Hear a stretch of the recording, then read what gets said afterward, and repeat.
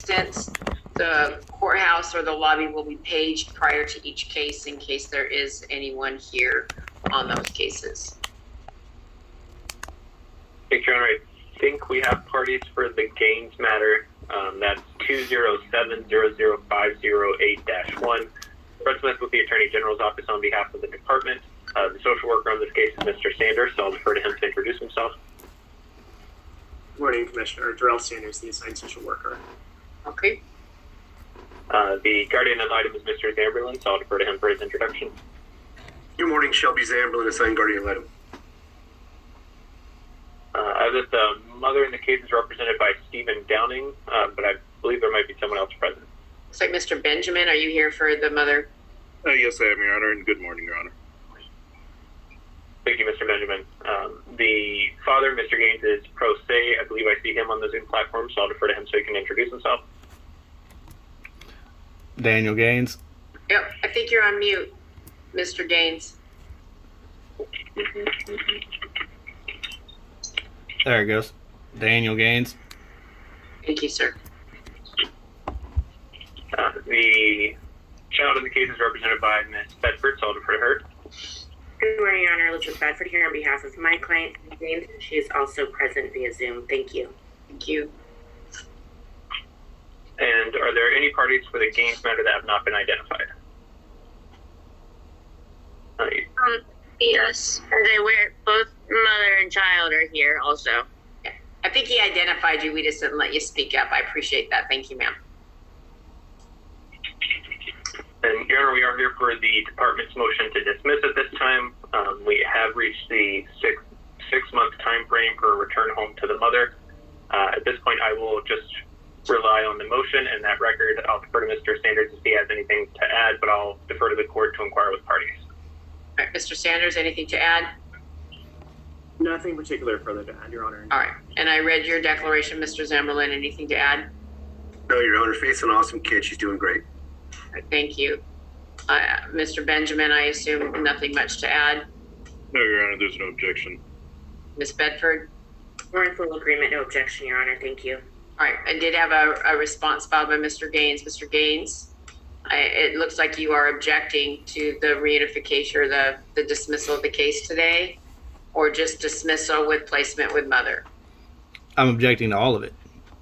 Okay, I understand that you're objecting to all of it. I did read your materials. From what I can tell, much of the basis of the objection ties back to the family law case in this matter and your service that was afforded to you back in the initial family law case that originally placed the child with the mother. Is that As correct? well as the lack of jurisdiction, which makes the orders void, and everything that has happened since is also void under the law.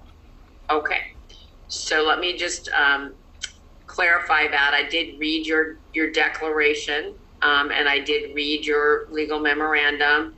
Mr. Smith, I will comment. If you want to comment after I make the comments, you may.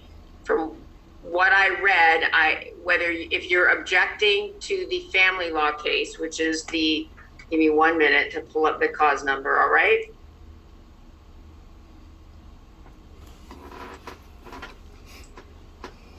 There is not. I need something quick, fast.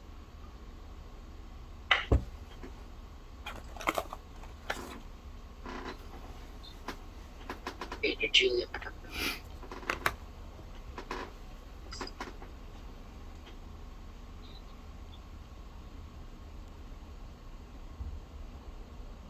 So the documents that were filed in the 2004 case at that time, if you objected to those, and you're more than welcome to challenge those due to lack of jurisdiction, et cetera, you would need to do that in the family law case. That is separate from today's action. Today's action looks at both parties, both parents. The child's been placed with the mother for 6 months. There is no longer a basis in this court's view to continue the dependency, as child appears to be doing fine in the mother's home with no safety concerns. The family law case, just for reference, is at 043000997. I understand you've contested through this case the jurisdiction of the court in that matter, but that would be challenged through a different process. As to the dependency itself, the court is dismissing the dependency today. Even if there were issues with regard to mother's later criminal trial, which it looks like it's still set out for July, child will be almost 18 by then. So even if there had to be some kind of coverage, if she were to somehow be facing time in any way, I'm not saying that you will be, obviously, Ms. Parker, but if she were, there's like a 30-day window in there, not even 30 days, between which she would be faced going into trial and the child would be turning 18. Right. But again, I have to object due to the fact that a void order can be challenged anytime, any place, so long as you are proper before the court.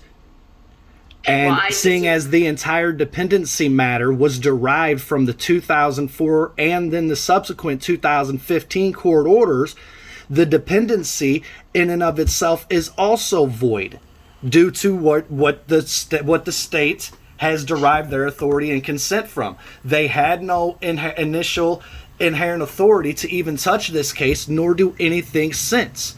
The courts have never had jurisdiction over me. I have a child support order enforced against me where the state of Washington has taken $20,000-$30,000 or more of my money on a void court order. I have y'all violating my rights, including you personally, Terry Farmer, Commissioner Farmer, telling me I have no rights until trial, essentially and not changing the treatment of me, essentially telling me I have no rights in your courtroom. This has been constant, and it's all from void court orders. I can challenge them anytime, any place, directly or collaterally, so long as I am proper before the court.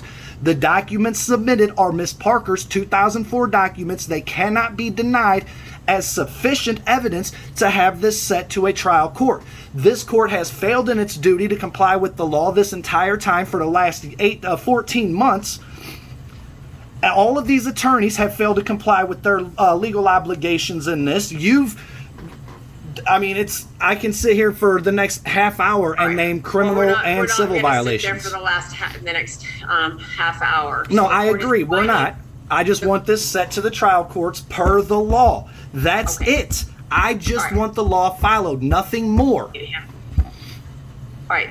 The court is finding that there is jurisdiction under the dependency cause of action. The court is finding jurisdiction. However, the court is now dismissing that action as the child is now back in the mother's care, has been for 6 months with no serious safety concerns. Should Mr. Gage want to challenge the 2004 and 2015 orders under the family law case, he is free to do so. Those are separate from today's action.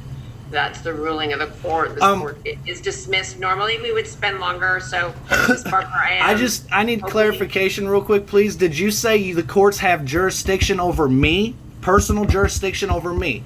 I need clarification, please. As a Missouri resident, are you saying the Washington courts have personal jurisdiction over me when I've contested jurisdiction this entire time? So I am finding that we have jurisdiction in the dependency case. If you want to challenge jurisdiction over you personally, you can bring that motion. I haven't seen that motion. I have brought this multiple times. Mr. Yes, Ms. Parker. So now that the case is the CPS dependency case is dismissed, I just wanted to clarify, does that mean that the previous parenting plan that was in place goes back into play? It's an existing parenting plan until a court changes it, ma'am. Objection, it's a void order. It is due no... Sure. Objection, Your Honor, a void court order is due no respect under the law whatsoever. Okay, it needs to be shown to be void. That concludes... The evidence has been submitted to the court, Your Honor. You're intentionally ignoring the evidence. Again, violating the law. Ignoring evidence. I have nothing to add, Your Honor. Just ask if the court has the proposed order with it, or if that needs to be sent in. All right, give me just a minute.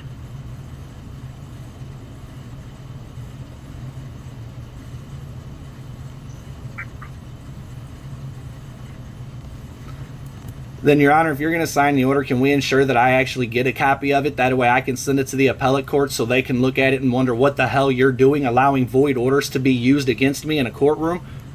Yeah, can you just give us your email and I'll be happy to have my clerk send it. My email is on record with the court. It has been this entire time, and I can show that I've gotten literally 5 documents, and that's it. I don't get documents, signed orders at all. All right, then why don't you give us your is your current mailing address valid? We will put it in the mail. Yes, today. it is. Y'all have my information. You have had it this entire time and still don't give me documents.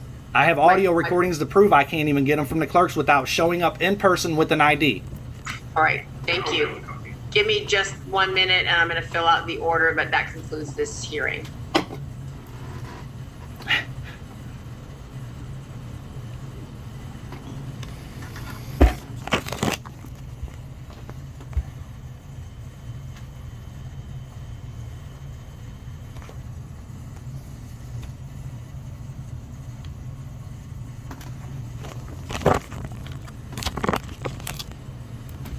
Yep, that's right. Audio and video of this too.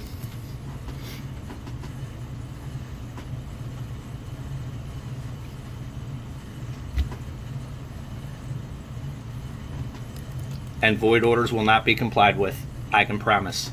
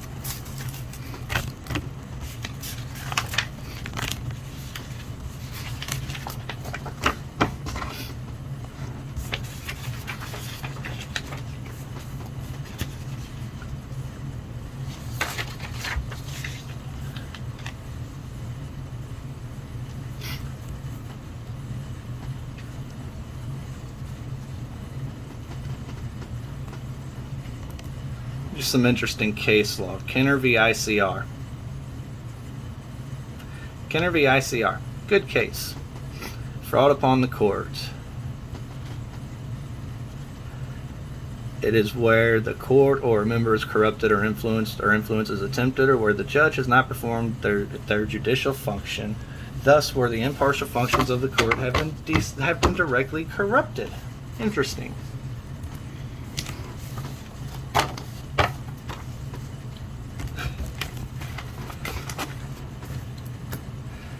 And folks, they think this is all play.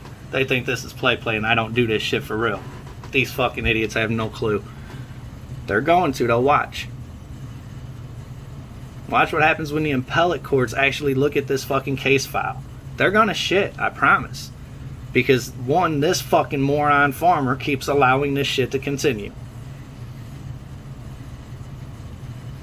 I don't get how stupid can a person be.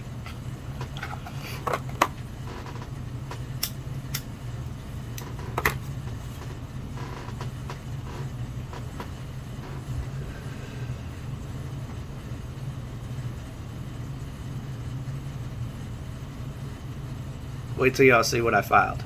I'll show it in a So the minute. court's gone ahead and signed that order and delineated a few findings just with regard to some of the arguments that were heard, Mr. Smith. And my clerk will go ahead and file that, and he will stick that in the mail to you, Mr. Gaines. I need that in a fashion. Can I get that in a timely enough fashion? We can call the matter that 207-00714-9. Fred Smith with the Attorney General's Office on behalf of the department. The social worker on this case is Mr. Klinisko, so I'll defer to him to introduce himself. Thank you. Hello, Your Honor. This is Anthony Klinisko, social worker. Thank you. The guardian ad litem on this case is Ms. Spencer. Okay. They're going to mail it. They're going to snail mail me a court order knowing I'm not going to get it in time to file an appeal. So here's what I filed.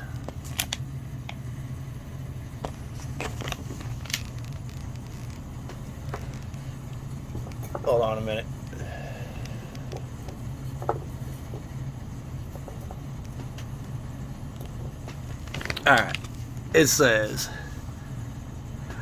I am submitting this objection today for a number of reasons. I will get into them all and hope the courts finally choose to uphold the law and protect my rights, as is the court's duty. I have only recently been given access to the court system, to the state's court system online. This did not happen until August of 2020. Upon getting access, I retrieved the documents filed with the courts in 2004 for the first time. Then, after finally getting Faith's birth certificate, I have filed the documents with what I hope is a competent court. I object first and foremost that the orders used to do all these things are void. The orders are void for a number of reasons. They are void due to lack of proper legal service. Louisiana law states that service is proper when it is done by a parish sheriff. However, for one not in law enforcement, they must be registered with the courts and live in the parish that they wish to effect service in. A parish is the same thing as a county. So, in 2004, I was a resident in the state of Louisiana. As such, the proof of service filed by Ms. Parker cannot be valid, which is Exhibit A. I'll get to that in a minute. Further, service laws in the state of Washington say that one must be registered with the courts. As such, even using Washington laws, which legally do not apply to a resident of another state, it is still not valid or proper legal service. This is a violation of basic due process protections granted under the 14th Amendment to the Constitution.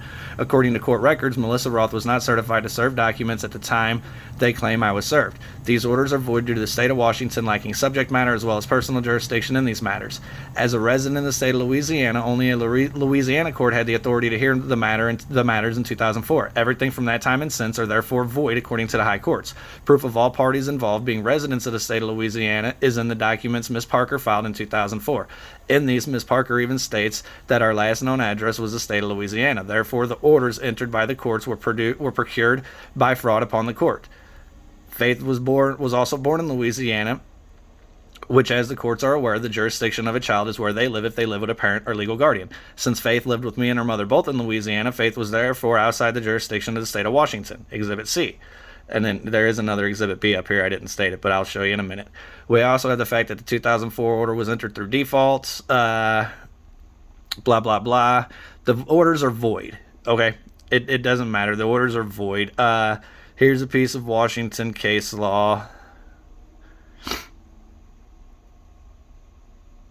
A void judgment is a judgment, decree, or order entered by a court which lacks jurisdiction of the parties or of the subject matter, or which lacks the inherent power to make or enter the particular order involved. So that's that. Further, this matter should be continued until a time as a new decision maker has been assigned. As you can see, there's some. It's all there. Some case law to support it. Blah blah blah. Not going to read it all in the interest of time. The video can be paused or whatever. You can read it all. It's all in there.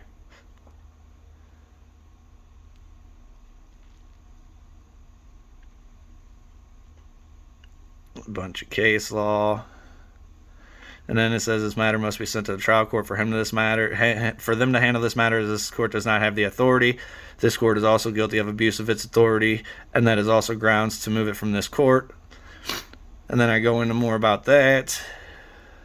Yep.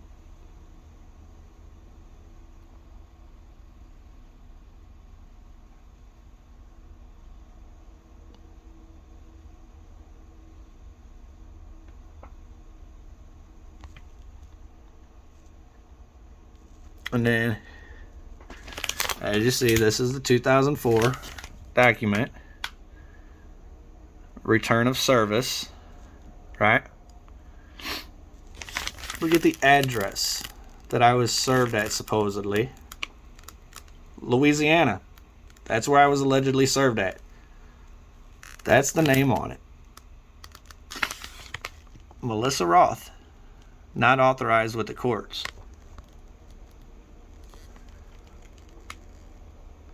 Petition for dissolution of marriage. January 2004. Address, Louisiana.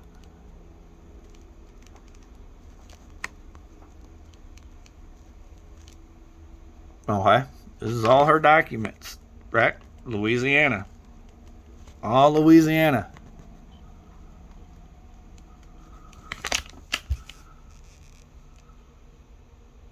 All Louisiana.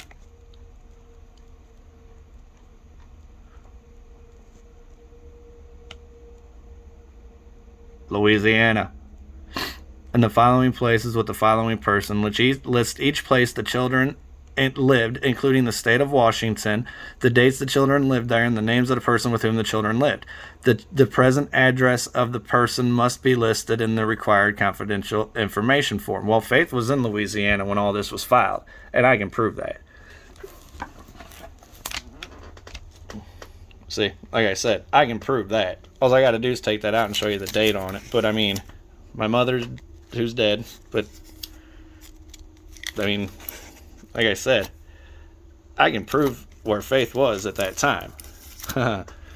So, but the only state she listed, Louisiana.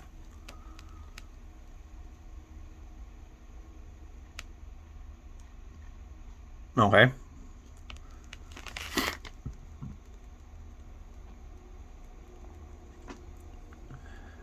Excuse me.